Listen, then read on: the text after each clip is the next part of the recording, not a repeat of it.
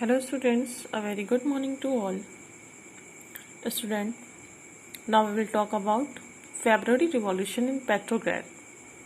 Petrograd में एक river थी जिसका नाम था नेवा रिवर नेवा।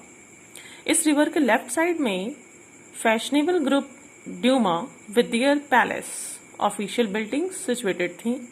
इस रिवर के राइट साइड में वर्कर्स क्वार्टर्स थे और फैक्ट्री सिचुएटेड थी। बात समझ में आई बच्चों? कहने का मतलब पेट्रोग्राड में रिवर नेवा थी जिसके लेफ्ट साइड में जो फैशनेबल पीपल थे वो रहते थे और राइट साइड में वर्कर्स रहते थे और राइट साइड में ही फैक्ट्रीज थी, वर्कर्स के क्वार्टर्स थे, एटसेट्रा। क्लियर? ज़्यादातर राइट साइड के लोगों को फूड शॉर्टेज का सामना करना पड़ता था। यानी राइट साइड में कौन रहता था? राइट साइड में वर्कर्स रहते थे, उनको फूड शॉर्टेज का सामना करना पड़ता था। जार निकोलस सेकेंड ने ड्यूमा को खत्म करने की मांग की। ड्यूमा क्या थी? ड्यूमा एक पार्लियामेंट की तरह था, ठीक है, जिसको ड्यूमा कहा गया। तो जार निकोलस सेकेंड ने ड्यूमा को खत्म करने की बात की, लेकिन रिवॉल्यूशनरीज ने इस डिसीजन को पूरी तरीके से इस डिसीजन का अपोज किया। 22 फरवरी को लॉकआउट की सिचुएशन आ गई थी, जिसकी वजह से एक फैक्ट्री ओनर ने फैक्ट्री के वर्कर को काम करने से बिल्कुल मना कर दिया। इसी रीज़न की वजह से वर्कर्स ने 50 फैक्ट्री में वर्कर्स ने स्ट्राइक डिक्लेयर कर दिया। ज़्यादातर स्ट्राइक को विमेन ने लीड किया, इसलिए इस दिन को इंटरनेशनल विमेंस डे के नाम से बुलाया जाने लगा। ये स्ट्राइक सेंट पीटर्सबर्ग के एक मेन स्ट्रीट तक पहुंच गई जिसका नाम था नेवेस्की प्रॉस्पेक्ट। यहाँ पर वर्कर्स ने फैशनेबल सोसाइटी और ऑफिशियल बिल्डिंग को घेर लिया और इसलिए गवर्नमेंट ने कर्फ्यू डिक्लेयर कर दिया। 24 और 25 फरवरी को ये सिचुएशन बहुत ज़्यादा बुरी होने लगी, इसलिए गवर्नमेंट ने पुलिस निगरानी का इशू ऑर्डर कर दिया। 25 फरवरी 1917 को गवर्नमेंट ने ड्यूमा को सस्पेंड कर दिया। कुछ पॉलिटिशियन ने इसका अपोज किया और इसकी वजह से अपोजिशन और भी बढ़ने लगे और वो बहुत ही बड़ी तरीके से अपोजिशन होने लगे। इसलिए गवर्नमेंट ने फिर से कैवलरी को बुलाया। इस बार सोल्जर्स ने वर्कर्स को मारने से बिल्कुल भी मना कर दिया,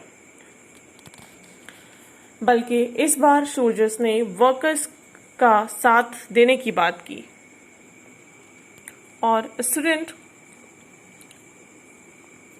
जब इस बार सोल्जर्स ने वर्कर्स का साथ देने की बात की, इसलिए सभी सोल्जर्स और वर्कर्स ड्यूमा की बिल्डिंग में इकट्ठा हुए और उन्होंने खुद को एक जो है काउंसिल डिक्लेयर किया और इस काउंसिल का नाम रखा गया पेट्रोग्राड सोवियत।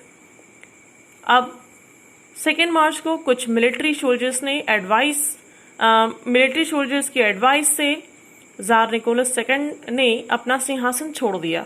सोवियत लीडर्स और ड्यूमा लीडर्स की मदद से एक प्रोविजनल गवर्नमेंट फॉर्म हो गई। एक कॉन्स्टिट्यूएंट असेंबली फॉर्म हुई यूनिवर्सल अडल्ट फ्रेंचाइज की वजह से। इसलिए हम कह सकते हैं कि रशिया से मोनार्की सिस्टम पूरी तरीके से खत्म हो गया। अब हम लोग ये जानेंगे कि आफ्टर फरवरी यानी फरवरी रिवॉल्यूशन की वजह से रशिया में कौन कौन से बदलाव आए।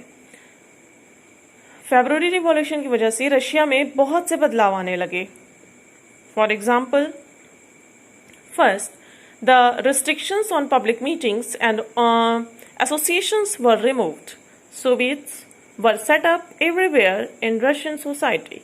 Vladimir Lenin presented his April thesis. In industrial areas, factory committees were formed. Trade union and soldiers committees were found.